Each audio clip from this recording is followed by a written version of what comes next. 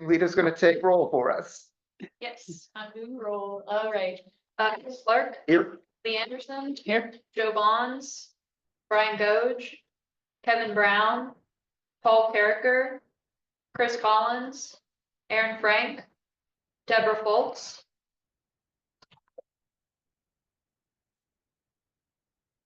Greg Goldstein, Rachel Inman, here, Jamie Jackson, Jim Lynch, Ben Matters, Clay Murray, Jacob Paswick, Here. Craig Pennington, Here. Max Steinbaum, Matthew Lehane. Here.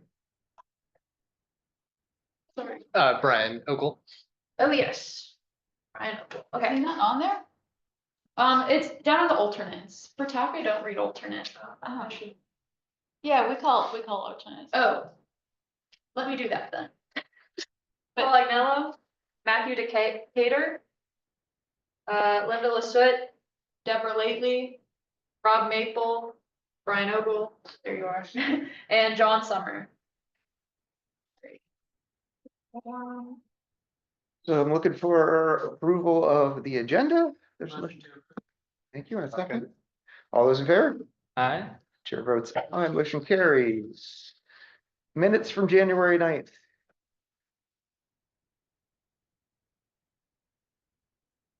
Patrick has nothing, but I'm looking for a motion to approve. No, Mr. Chair, I do have one. Okay, I was gonna say. Change. Yeah, no, so on the third page, leading in where it says Mr. Pastor pointed out that the Chatham Bridge, blah, blah, blah, blah, blah. He said, the second sentence says he added that hospitality drive.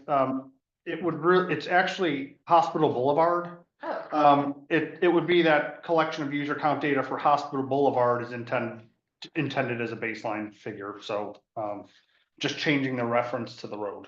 Mhm. Got it. That's all I have, thank you. So looking for a motion to approve without edit. I'll make a motion to approve. Second. All right, all those in favor? Aye. Opposed? Chair votes aye, motion carries. Public involvement, long range transportation plan update, public comment period. Yeah, this is basically just to let you all know that our LRTP update is in our public comment period. And in your packet, you can click on any of those links to look at any of those sections that were updated, if you have any comments. And those can be sent in on our website or to our FAMPO@gw.org. Just email. Email. Sure. I have like markup versions. Sure, and you can email me too if you want. Okay. So, anything. LRTP, long range transportation plan. Yes, I'm sorry. That's all right. I should not use acronyms. I mean, all the time. Long range transportation plan, that's right. And this You is got our it. mini update. This isn't like our real update, which is gonna happen in 2027. Then the general public comment period. No one in the room. Anybody online? Receiving correspondence to be read. We did not. All right, on to discussion and action items. Smart scale update. Okay. So I'm gonna kind of breeze through this because it seems like many things have changed since I did these slides. And yes, Jacob, I'm going to call on you. A couple things. That's what I'm here for. that's what you're here for. You two got all the money, right? Okay, so this is just an update of the staff recommended scenario. It feels like a million years ago when this came out. I have talked about nothing else for so long. Next slide.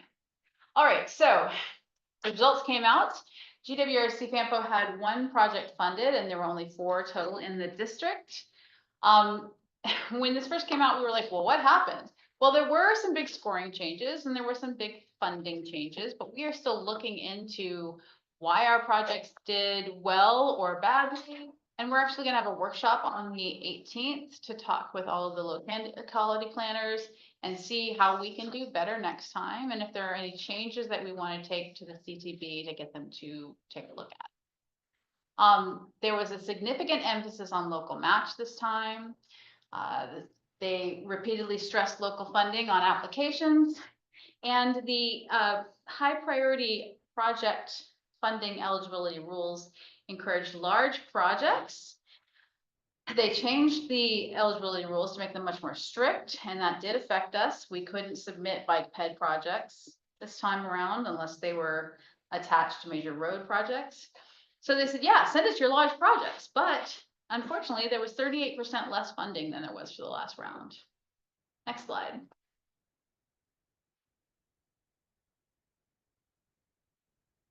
So this round compared to previous rounds, you can see in FY 2024, round 5, there were 164 projects funded, but in this round, there were only 53 funded, so quite a downturn there.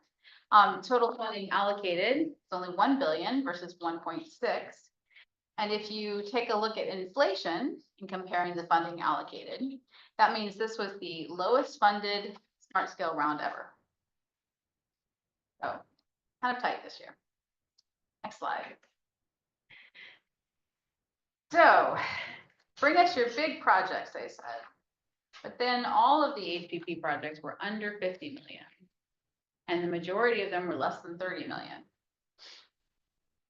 So if you had a big project, you were actually kind of out of luck. They didn't fund anything, any request larger than 45. Another thing, so something to look at on there, we are area B. Actually, I might be getting ahead of myself on the next slide, but just, if you take a look at all of these, we're area B, and most of the area Bs were Richmond district. We got 1, and Charlottesville Albemarle got 1. The rest were Richmond district. Next slide. So the staff recommended funding scenario summary. This is again for high priority projects. High priority projects are MPOs and PDCs, so not locality projects, just regional projects. You can see Fredericksburg got only 16.8 million of that, and Richmond got 255.8 million. So they got the majority of the state's funding, while 4 out of 9 districts got nothing at all. Next slide. So this is our funding scenario, our recommended scenario. The top funded safety project in this state was Caroline County. That was a locality project. They scored very highly. And then Caroline got another one, another locality project, another safety project. So they did very well. And then we only got 1, the Route 3 pipeline, Old Plank Road, and I will be looking at that one another few slides down to show you what that one was. And that's our 16 million right there. And then Spotsylvania got a US Route 1 South Point Parkway intersection improvement, and that one scored very, very highly on congestion. That's a very badly congested intersection if you are ever down there. So that's how we did. Now, even though it did well, it didn't score very highly. It got a 5.65, and that is down near the bottom of the funded scoring for DPP. Same with our Route 3 project. Let's see. Yeah, it scored 6.43. Also pretty low as far as HPP projects. So we didn't do so well with HPP. Sorry, I have 7 different presentations on the same topic and they're all different. So I'm trying to remember which slide has which thing. So next slide. Okay, so for you guys, I want to take a look at bike ped improvements. So for South Point Parkway, I know this one has sidewalks, and Jacob, you had clarified some things with Paul on this. Yes. So we have a sidewalk from Walmart to US 1 on this one, and 5.5-foot sidewalk from South Point Parkway to the new quadrant roadway to US 1. And what were you checking out with Paul on that? Make sure there was. So on the bottom, I noticed they also mentioned sidewalk purpose along northbound Route 1 is reached business closest exit 126, but does not explicitly state sidewalk to be built on US 1. Yeah. And that's what I wanted to verify with that latest design plan, which shows, if you're familiar with this area, this This is a traffic nightmare. Yeah. It's horrible. Right now, they're doing additional lane coming off the interstate to get you up on the South Point Parkway this way, but one of the biggest problems is the South Point Shops area. People trying to left out, they're trying to get into the traffic, the stacking is awful here. And so what this actually does is, instead of, with all these improvements going on, instead of actually doing intersection improvement like this, there's actually kind of a quadrant road or a bypass, if you will, that will allow traffic to kind of go around this intersection and link Route 1 with South Point Parkway back behind the South Point Shops. I'll tell you that latest graphic that I saw didn't appear to show a rear exit, which is strange. You would think you'd want another connection. Maybe that'll still come, but what I was trying to verify was the extent of sidewalks. Because with TAP projects and things, we've had a lot of success with private developers doing frontage improvements and profit sections, because these public road funded projects, procurement reasons, are out of this world expensive for the public projects compared to what the private sector can do them for. So what I was trying to do was the actual verify the extent. There are sidewalks up along this new road. What was confirmed as well, the problem with this big parcel here is it's steep slopes coming off of the Walmart, but it's extensive wetlands and environmental features in here as well. So there's not a lot of developability for this where I could have a private developer say, hey, you're gonna have a required frontage improvement. And that was one thing that I was happy to see, was with the plans, they're actually extending. We have a lot of sidewalk networks built south of that, down to Spotsylvania Parkway. That's all really been filled. I think it may be, now that Discount Tire is going in, I think it's all complete now. It's taken its time, and that was a perfect example. Years ago, you're forcing us to do a sidewalk to nowhere. Well, it has built. But this section has been out, this will all be added. I think it was all, this whole frontage of sidewalk connecting to this sidewalk network, so we'll have a complete network down to Spotsylvania Parkway. This road will have a sidewalk. And they also have sidewalks shown within South Point Shops. The one part that I did see that was a little bit disappointing was, if you're familiar with this, where this hill is, there's actually there's like a bridge structure there as well that's recently been widened. Mhm. The bridge structure actually has a sidewalk on it, but north of the bridge, from there to the Walmart entrance, the southernmost entrance, it's an earthen trail from people walking it. Yeah. Unfortunately, those plans did not appear to show that gap closure, and that's the one problem that I do see. I have been inventorying our sidewalk system and looking for gaps for future TAP applications and things. Always looking for opportunities to infill. So unfortunately, it looks like I may still have a gap here. It's not a big one, but that's something I'll keep on the radar. But otherwise, sidewalk network wise, it's good news. Are That's you great. planning on putting lights at the two ends, or is this basically right turn only? Yes. Unfortunately, I'm not sure on that detail Yeah. off the top of my head. So how do you Yeah, know? Yeah, Because we don't have So it's a- access to it's a their locality quadrant- application. The study was a part of CMAC STBG Okay, years ago, a couple okay. years ago, but it's a quadrant roadway, right? So the quadrant roadway, when you're going Route 1 northbounds, you can't make a left at South Point Parkway Right. anymore. You'll make a Right. left at the quadrant roadway, so there has to be a light there for the lefts. Right. And then say you continue up to go to South Point Parkway from the quadrant roadway, you have to make a left as well, so there has to be a light there. Right now, as of this week, that median has been closed. I just So- never see a light that close to Route 1, Yep. with all that traffic coming off of 95. Yeah, so theoretically, it's supposed to be timed now, so that, But And- yeah, the traffic doesn't stop though, making the rights. right, that one doesn't, yeah, what the project does is it removes several movements from the existing Route 1 South Point Parkway intersection, which will speed up traffic at that intersection. Supposedly. See, to your point, yes, it's a lot of lights. It's a lot of lights very close to that I think 95 interchange. application should be public business. Because the reason they're putting in all those extra lanes is because it's backing up on 95 miles down 95. Oh, yeah, it's been It awful. took me 45 minutes to get home today. Yeah. Was stuck with that. Sad. Yeah, okay. You're keeping an inventory of gaps. We're very interested in that for complete streets. yes, I am. So I really like, for a project like this, you know, my focus area typically has been on the implementation of the bike ped network. Mhm. Those more technical details on actually how this is building out ahead of the first fall and the Yeah. transportation group. We can't be. I experts on appreciate everything. your input. Yeah, You know the project better than I do in that sense, so, Yeah, but that is very good. Thank you. yeah, because you did CMAC when you were here. and CMAC is John's thing. Okay, so I'm gonna talk about another one of your things. So Okay. either sit or stand, which you like. Next slide.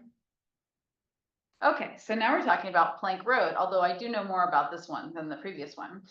I'm very happy about this one because it's on Route 3 and we're gonna be installing high visibility crosswalks with ramps and pedestrian signals on the north and west legs of Route 3 Salem Church Road. The next slide will have more detail on that one, but also we're gonna have crosswalks on Route 3 in Old Plank and Route 3 in Rutherford Drive.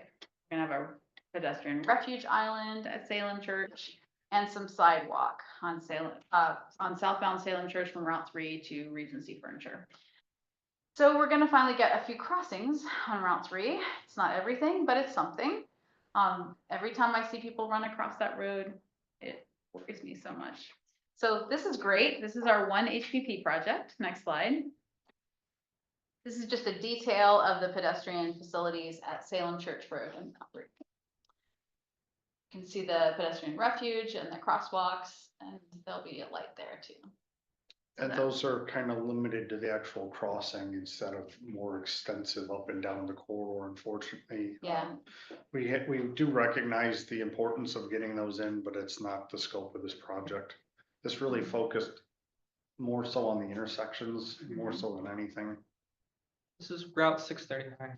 Is that right? Yes. Yeah. Yes. So there was, There was a STAR study for the entirety of Route Didn't get 639, funded. and I was really hopeful for bike ped with that. We were pursuing shared use path on the west side, running up from the Harrison Road intersection up as far as Kennedy Lane, and then the remainder of the whole road, both sides, was being recommended for sidewalks. Fortunately, that's not all. I thought some of these studies were supposed to really kind of feed in, and it's really kind of disappointing to see. The tiny piece of sidewalk that is part of this project is from that study, Right, but it's like tiny piece. tiny piece. So we'll no see one's that- gonna be able to go straight across? No, not cars. Yeah. They wanted, that was a safety feature. So yeah, people are that's gonna take some getting used to, but yeah. For sure. pretty good congestion reduction. Yeah. Wasn't the 639 piece that was one of your locality applications, but it didn't, Yeah. maybe it can be Have such a- reworked for another round. Didn't have such a good run this year. Yeah. Next slide. All right, so in summary, the scorecards can all be seen, clicked on your digital packets here. We need to talk as a region about local match funding. That's something we need to talk about together about how we're going to address for future rounds. Oh, and this is what I was thinking about earlier. Our highest scoring funded regional project, the Route 3 pipeline that we were just looking at 10.81, is lower than the average benefit score for an HPP project, which was 1770. So we really need to dig into the scoring rubric and see how our projects are doing and what's keeping them from scoring higher. One thing we learned this round was every project that was not well communicated or required last minute changes was not funded, did not do well. So close cooperation among VDOT, FAMPO, GWRC, and the localities is essential to all of our success.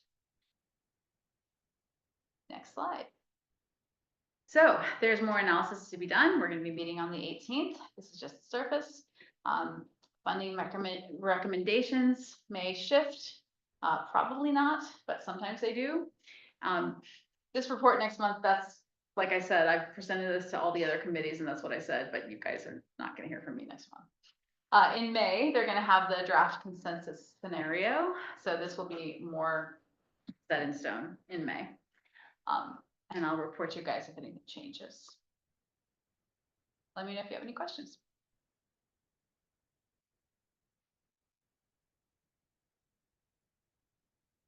No questions. We'll move on to the election of a vice chair. So hiding. Jamie showed up just in time.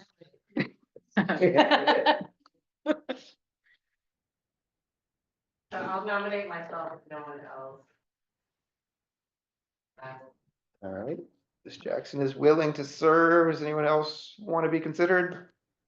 Please don't hold. I mean, I'll say it this way.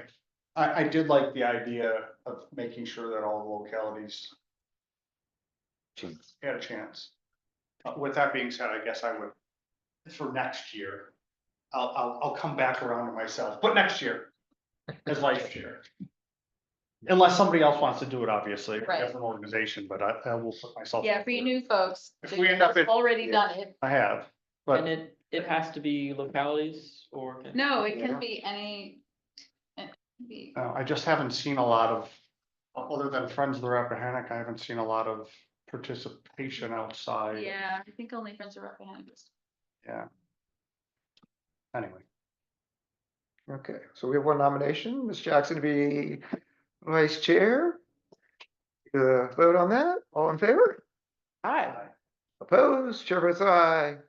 Congratulations. it's unanimous. thank you. We didn't do a second on that, did we? She nominated herself. I'll Did you second it? Okay, okay, thank you. Electing people is funky. I know. All right, Lita's turn for the count program update.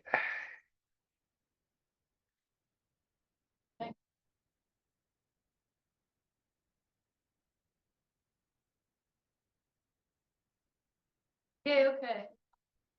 So I presented to you all in January, and now I'm coming back with some more sites that I'm working on and other stuff that we'll get into. It'll be awesome.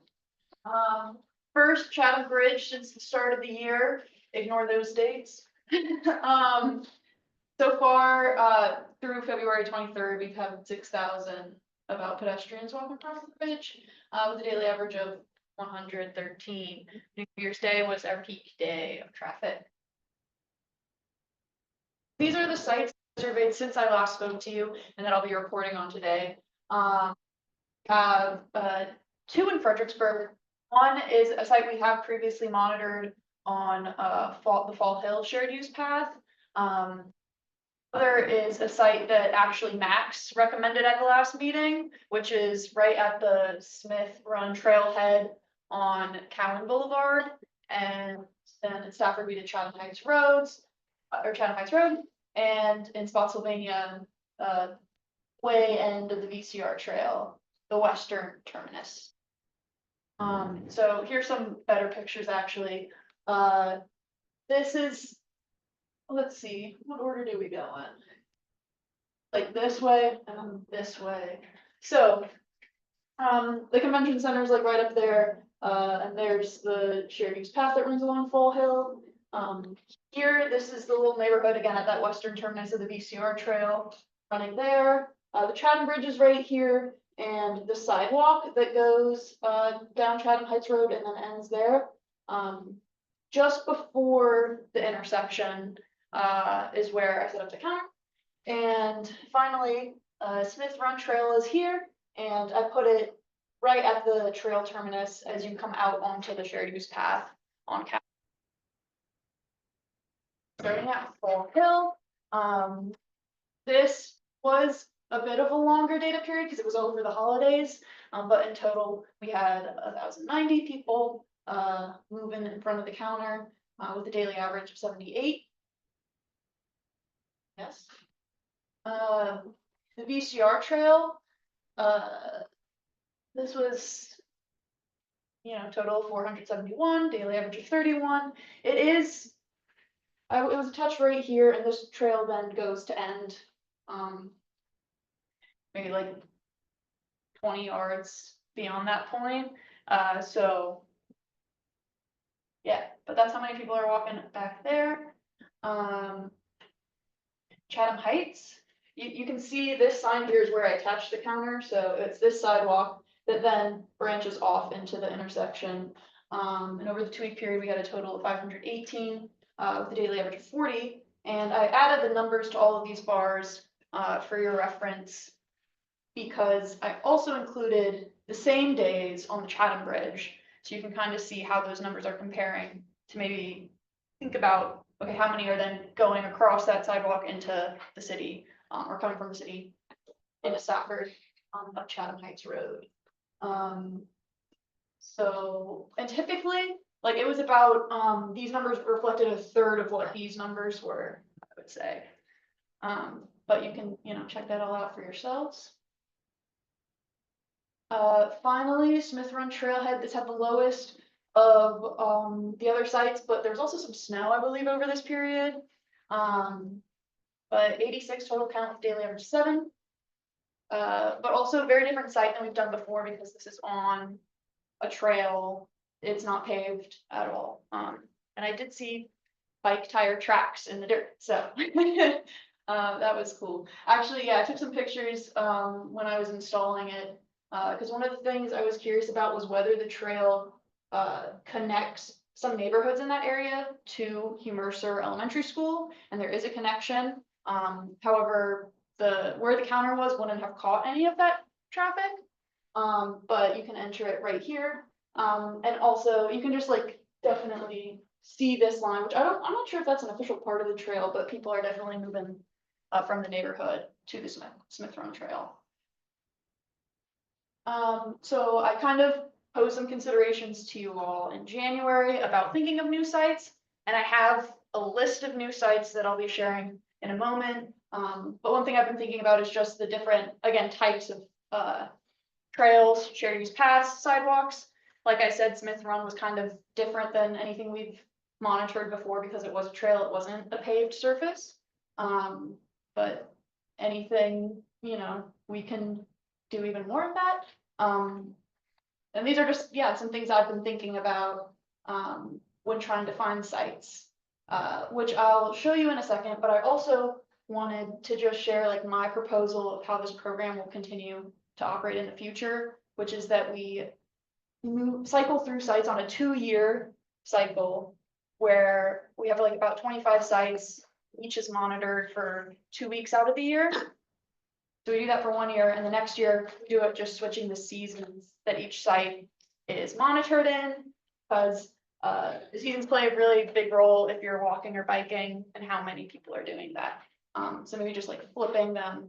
So those sites that were surveyed in the winter or surveyed in the summer, fall and spring, maybe less needed, but still, so each site can get like a good representation throughout the year. So I did make a map of where all the new sites were and the old sites, so you can see kind of where I was trying to fill in some gaps that like in areas that hadn't been monitored before. However, I think Stafford I had the most proposed sites on, so it didn't come out completely balanced because we do cycle through each locality evenly. So not every Stafford site is included on the schedule that I drafted up, but here is the schedule that I drafted up. So right now, the counter is actually down in the Spotsylvania Courthouse area on a sidewalk that I think Spotsylvania Courthouse like cafe is right there. Then there's a little sidewalk that goes in front of the church and down to Spotsylvania Middle School, library, but that sidewalk ends about at the cafe. So it's set up on that sidewalk. And tomorrow I'll actually be taking it up to kind of the Aquia region in Stafford, where there's like a shared use path along the power lines, or a recreational path area. And then this is just my plan right now, kind of throughout the end of this year, the calendar year. So if anyone has comments on this schedule or objections, you can let me know.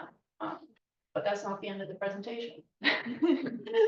Because one thing that I've also been using to look for new sites, in addition to all those considerations I presented, like thinking about the surface, and even like what I will actually mount the counter to, because there has to be something suitable to attach that to monitor it. I've also started looking into this software that's Strava Metro.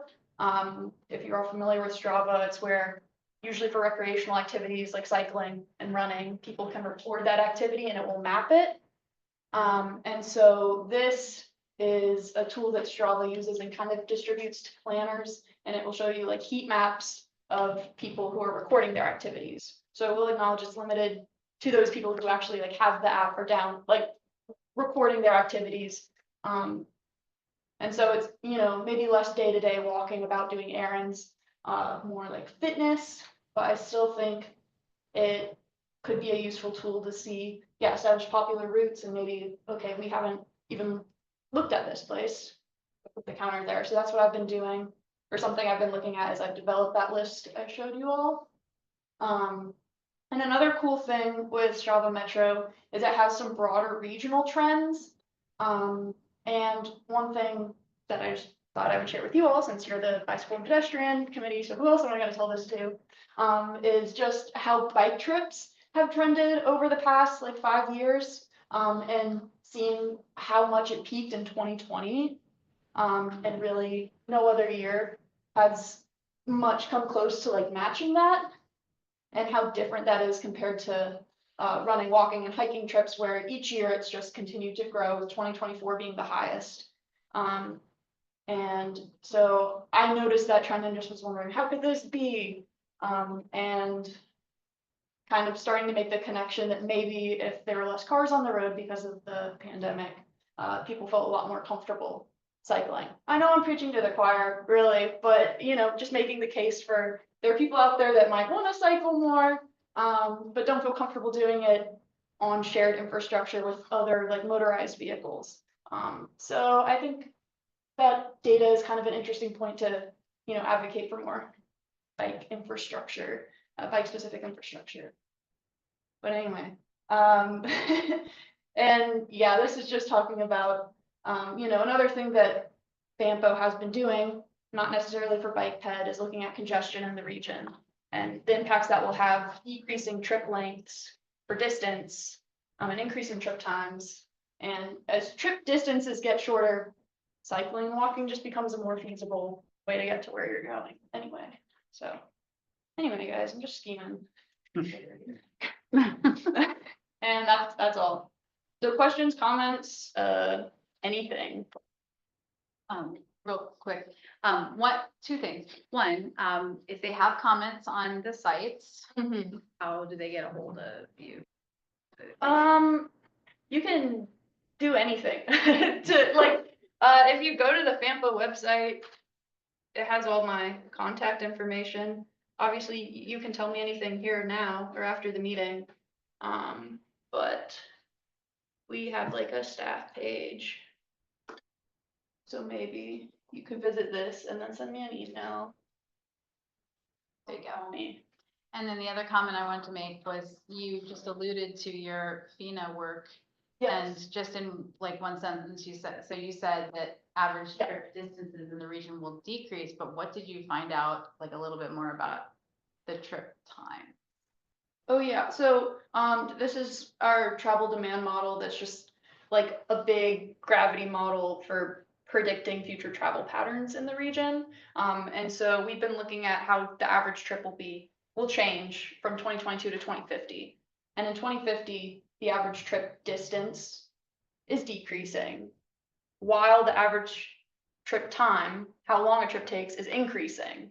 So they're inverted, which doesn't really make sense, but really it's just an indication that congestion is growing. So it's taking longer for people to go the same distance or even like shorter distances. And so people aren't going as far. And when they are, it's taking them longer. And yeah, I think that would maybe push people to other modes of transportation if it gets bad enough, for sure. More infrastructure that we build that allows people to switch could make it much more attractive. Yes. If you could go back to the list of proposed locations. Yes. Okay, now. Hang on. So in terms of scheming for the next round of TAP, Do you have a preference? yeah, that one's good. The other one, that one, yes, thank you. In terms of scheming for the next round of TAP, thank you for the Chatham High Skiing Highway one. That is one of our TAP applications. That's fantastic to have that data. The other TAP application is also up near Washington Drive in Aquia Harbor. Oh. I was wondering if we could potentially switch to that location for the next 2 weeks. That's where it's going. To the location where our TAP project will be. Oh, but Um, up in that area? it's up in that area. Yeah, tell me So what it it's- is and I'll, Mine Road, Green Spring Drive. I can talk to you after. We can also Yeah. do it now. Google Street View shows the exact location. certainly. Then we'll have data on both of our TAP applications. Oh, yeah, and I have a question also for Stafford or the city, which was, I was looking at some places along kind of Route 1 on the Stafford side, but I didn't know about, or DDOT even, construction on the Falmouth Bridge there. And if there's anything I should know to not monitor during a certain time, or I know it's, or when it would. I can ask about that, yeah. Okay, cool.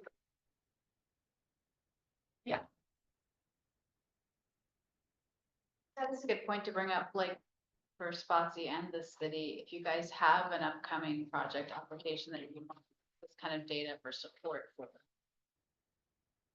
Sounds good. A lot of our focus area right now is down Route 17 corridor. Trying to keep it widening, that east-west study shared use Yeah. path. Trying to build on that network, so. I actually just learned that. The project right now. The new bridge, Route 17 over I-95. Yeah. And the shared use path that's going in with all that project, through a cost share. That shared use path that will be running from Hospital Boulevard, all the way to Cosmic Drive. With the cost sharing with the Hunters Ridge Data Center project that was recently approved. And then Hunters Ridge, east of Cosner Drive is actually constructing a section of it as well. So that trail network is really starting to take off, and if you're familiar with that area, immediately ties in with the Hospital Boulevard, north-south road, it's possibly parkways coming into that. I mean, it's really blooming there. Alexander And Crossing. directly across from Hospital Boulevard, you have Germana Point Drive, where planned shared use path and the extension of Spotsylvania Avenue with a shared use path on that, so. That's kind of a big focal area right now. In addition to that TAP project that we're looking at, that's the Route 17 area is growing a lot. The Virginia Central Trail is starting to really grow eastward towards the city. That's our real priority, is trying to close the gap with the city before going west. West has more challenges. You mean on Harrison Road? Harrison Road, yeah, I mean, and then tied with that prior, was that a regional smart scale from down the Route 1 corridor Yes, too? So that's kind of our auxiliary trail. Yeah, Until something figured out about the whole tunnel, but right. that's a vital connection either way. We're getting a Yeah, lot it is. of wheels there. And we're seeing a lot of growth south of Massaponax Church Road down the Route 1 corridor too. Significant profit projects coming your way. Via Mud Tavern They're coming after you. and Route 1. We have two options for East Coast Greenway. You're saying I could bike to the Kalahari? Oh, the majority of North and South Roxbury Mill Road now are all lined up with proper shared use paths. As a matter of fact, that was one of the things I was gonna say. We had a recent residential project across the schools there on North Roxbury Mill. That would have had to do frontage improvements, and we said, actually, hold off on your frontage improvement, maintain more rural character on that side of the road. Please allocate your frontage improvements on the school property on the side, so it takes Spotsy Techno Campus's shared use path, extends it that much further. Mhm. The only gap is really the bridge, that has to be replaced, but Yeah. then you run into Thornburg Industrial Park, and Kalahari has it, and we have Flint Thornburg just to the north of that. Mud Tavern Road's getting shared use path constructed on it. There's a lot going on. That's awesome. We got the shared use path on Mud Tavern, Stonewall Jackson. Yep, and Broadus ties right into that, our on our side. It's on our side too. Yeah, so it's coming together. This is a perfect example of where you see the value engineering things dropping off. The I-95 bridge, when that was constructed at exit 118, there was a shared use path on that south side. blocked off the project, and now I have shared use paths going at a bridge that doesn't have it. Has a sidewalk on one side. Our issue is gonna be Route 1, cause where you guys stop, we've got a 4.5 mile gap almost to our next growth area. This is gonna be the toughest part of the East Coast Greenways, when you fall outside of growth areas. It's even for us, once we get outside of Kalahari, we drop outside the boundary. Good luck. Yeah. I mean, It's the same thing with Stafford. It's getting Yeah. between North and South Stafford. yeah, You have no way to do We it. were just Way to- talking about that the other day. the Data staff center was like, campus that yeah. wouldn't allow us to put anything through their property, through Yeah. proffers. All we have is Route 1 and it's yeah, sidewalks on both sides right now, so. yeah. It's difficult, but anyway. All right, anything else about counts? Hey, everybody, Aaron Frank here. I just wanted to express my support and gratitude. I see that the Route 1 bridge is on here, because I know we've talked about that in the past. So that's awesome to get those counts. And you do know your audience. That Strava data is really cool. And just an observation that it's particularly interesting to see that decline because you'd think that Strava app usage would have increased the last few years. So I think that's particularly telling about some of those patterns. So thanks again. Thanks, Aaron. All right, our next item is updates to the bylaws. Oh, I emailed the conference room with the strike through PDF. Okay. If that's easier. Those are that's a Word doc. Yeah. Here. So I think we went over these last time. We just needed Need to. to summarize them. The first Article 1's all updating language and going from bike ped plan to active transportation and getting all that terminology correct. Article 2 will officially allow localities to add in alternates, which we've been doing anyways by practice, so it'd be nice to have it official. Same thing for VDOT. I guess this is where I wasn't sure. We're leaving the National Park Service in, correct? Yes. Hoping that we're gonna get somebody back from them. And then the other change really is the duties of officers. And the fact that we now have that non-voting seat on the policy committee. To Article 4. Article 4, yeah. Matthew brought up last time Scroll down. concern of the possibility of needing to go in There we with go. a pro BPAC stance to the policy committee when you are working for a locality where your electeds are negative and how that would look. The way we wrote it here, it pretty much says it needs to be, if the chair or vice chair are FAMPO locality members, they must appoint. Do we need that to be must, or should that be may? Because if it's must, these are your two locality Oh, representatives. That's a good point. And- That's a good point. So that's what I was gonna bring up. Okay. is I spoke with my director after this. He said we will not be attending policy committee as a BPAC representative. So that leaves it to. All right, that leaves it all to me. All right, then let's So- go back to our Word document and put May. Yeah, so if we take that to May, because if it is something where you're on the same side, it's great. If for some reason we're on the different Oh, you're sides, in? then Editing, Yeah, good. Maybe- Yeah, just hit enable editing change it to non-GRC. or non. Non-FAMPO GRC. Non-FAMPO/GRC, yeah. Yeah, it'd have to be somebody that's not a locality. Yeah. Yeah, whatever you guys think. I mean, So what that, would you like to have? I mean. I the mean, three of yeah, you we guys- really- I- it's you I guys that are understand the affected. stance of the three of you. because that's the exact reason why I didn't go for years, because it's not something we do. Yeah, and my director's not gonna let me go, and so. I don't wanna tell put my it all people on what I do, I Chris, just go. But maybe if it's just not a locality, Yeah, I prefer that actually. I, I think it should be that, yeah. Okay, so you guys tell me what. So on the citizen side, does CTAC have a non-voting spot to go? can we change Yeah, it they to, do. they should appoint a non-FAMPO/GRC? Or May.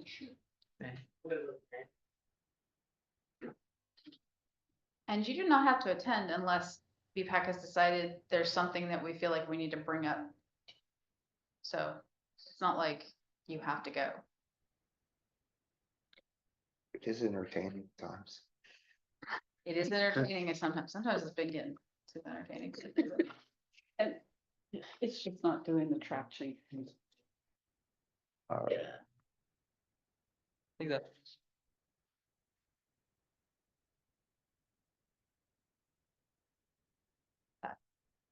I would just add Junior as well. A non-FAMPO Or / we can just change it to non-university Non-locality staff. or non-locality staff.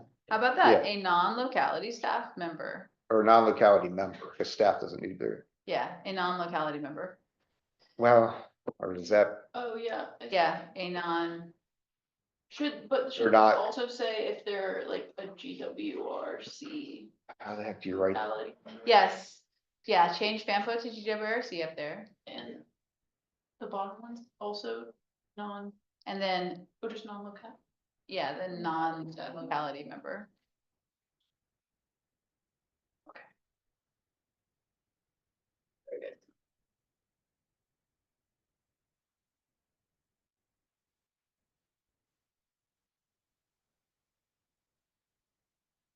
So Leon doesn't want you to go talk to FAMPO board members. Okay. Fair. See how that Yeah. puts staff in an awkward position in Yeah. some instances. Yeah. Is that? Well, that was the whole point of this. We just have to write it. Right. Oh, Yeah, it wasn't about, Okay. yeah, thanks, Lee. Thanks, Lee. it wasn't about just going, it was about he didn't want it. Good. Oh, I know. There we go. That was the point of writing this. We just want to make sure we write it. correctly. It's easier when not everybody's looking at you. That looks good. You have a better angle on the dock. The screen looks really good, just gotta say. Non-locality member, is that correct? Not staff Yes, member? non-locality member. Yeah, give her. Well, although people might be like, That means a citizen member could go, correct? yeah, Could, I'll just throw this out there. Could our staff assistants on the BPAC represent us if they were directed to go? Just as another option? no, I'm just thinking about it. Okay. I'm just wondering.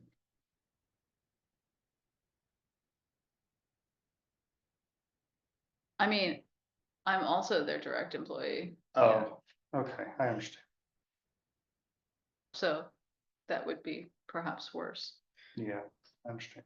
The one other thing, I mean, Lee, you're not gonna be here, so. Yeah, sorry, yeah, maybe this was, should Not- may appoint a citizen or organization member. Lee is also a GWRC employee. Yeah. I would just add any locality or GWRC employees, locality staff or GWRC. But I mean, Just Lee,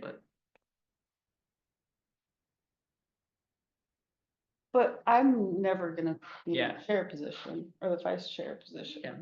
I suppose I could technically. There's still time. I rescind my suggestion about this year. All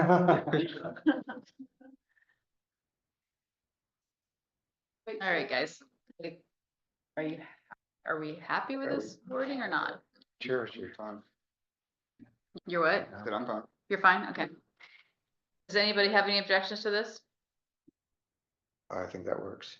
Yeah. Wait, sorry, but if we're saying that like FAMPO staff or GWRC staff also aren't serving as a representative? We can't anyway. We're not members, guys. We're not members. But Yeah, but it's, Yeah. I think it's fine the way it it's is. fine. Okay. We'll handle it. And the other addition We'll is, burn that bridge when we come to it. so we're good there. The other addition is actually putting a quorum in the bylaws of half plus one. Yeah, there it is. Okay. So, Again, though, non-locality staff member, we are leaving it as a staff member, or we're taking that staff reference out? Because some of these, the members are like representatives of like Fred Trails or like kind of a group. They're not necessarily staff. Well, okay, so But then they the word could be- staff goes with Has to. locality, non-locality staff. Yeah, not an organization staff. Okay. All right. Could put another. Writing this out. Saying is there It says they may appoint a non-FAMPO locality staff member. So what I'm saying, as the policy committee representative, I'm just saying. If it's what if they're not a staff member, but they're a member of this group? They don't necessarily have, they might not be would you consider like a There's Dahlgren Heritage, are they Yeah. considered staff members, all No. of them? not Yeah. locality staff.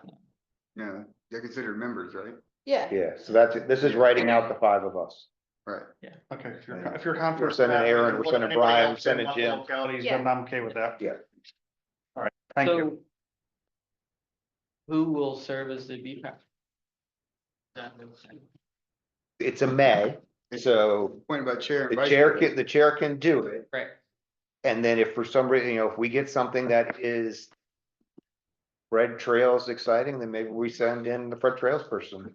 Yeah. If it's Yeah, a- send in the new guy. if He'll it- do that. if it's a city thing, we send in Aaron. If it's a, Yeah, no, staff actually, Give that, them a red shirt. that can help, that'll have a little more buy-in to hope, want show up and, it actually makes sense Pass it to on. send someone who may know something about the thing or be interested in the thing that they're talking about. Like, maybe don't send the same person all the time.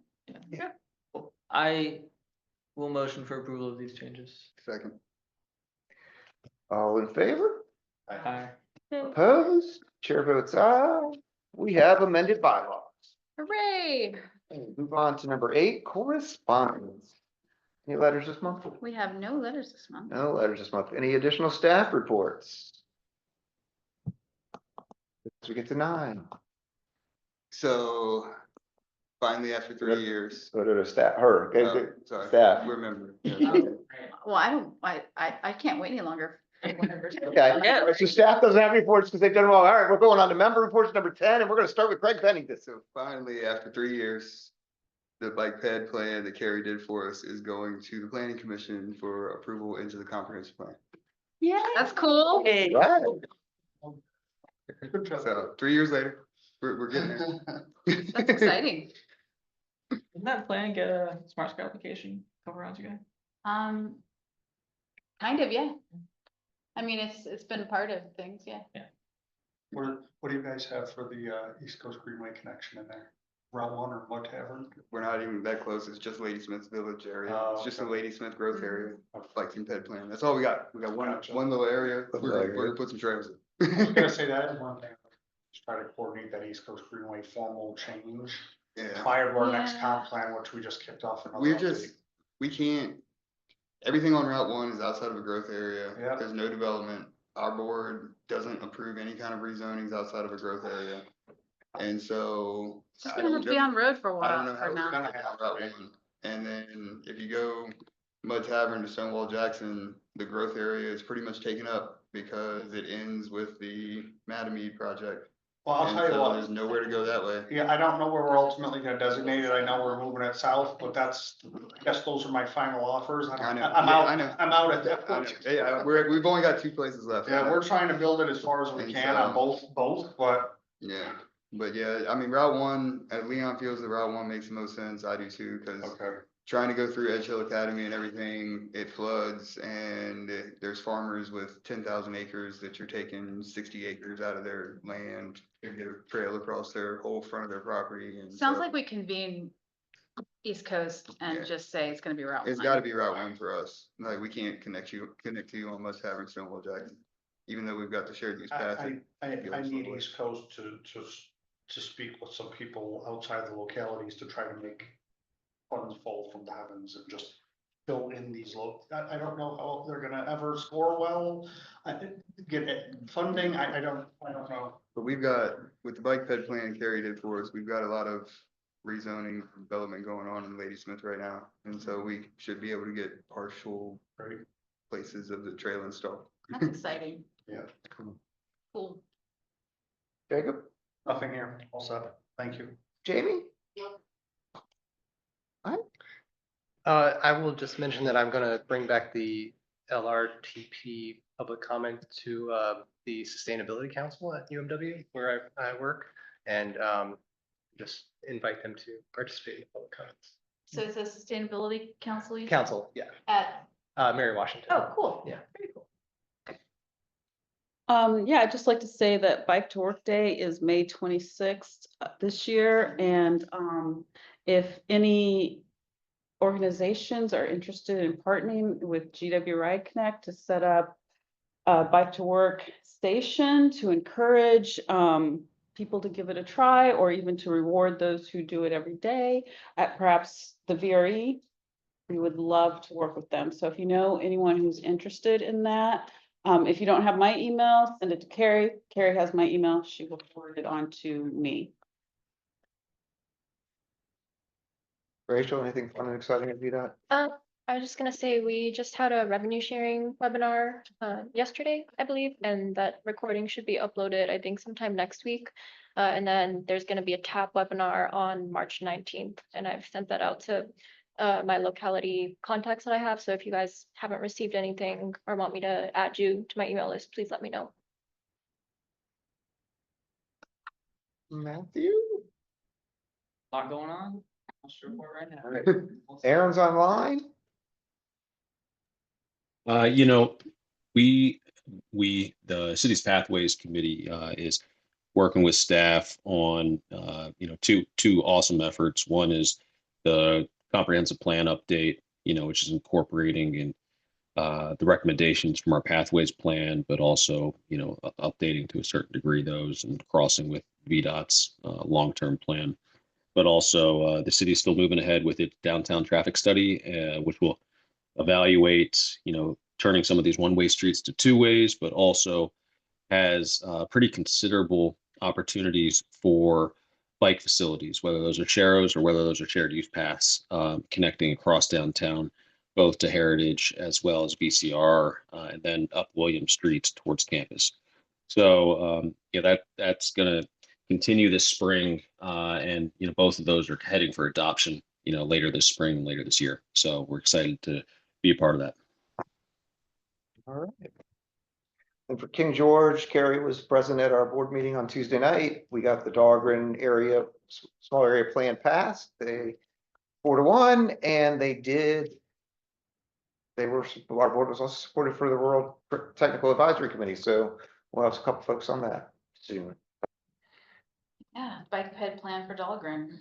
Actually kind of. Yeah, that the base is very excited about. So that's a good thing. Anything we missed? If not, I'm looking for a motion to adjourn till May 8th at 6 p.m. I move to adjourn. Second. All in favor? Opposed? We are adjourned. Harry, I'll follow up with you tomorrow with those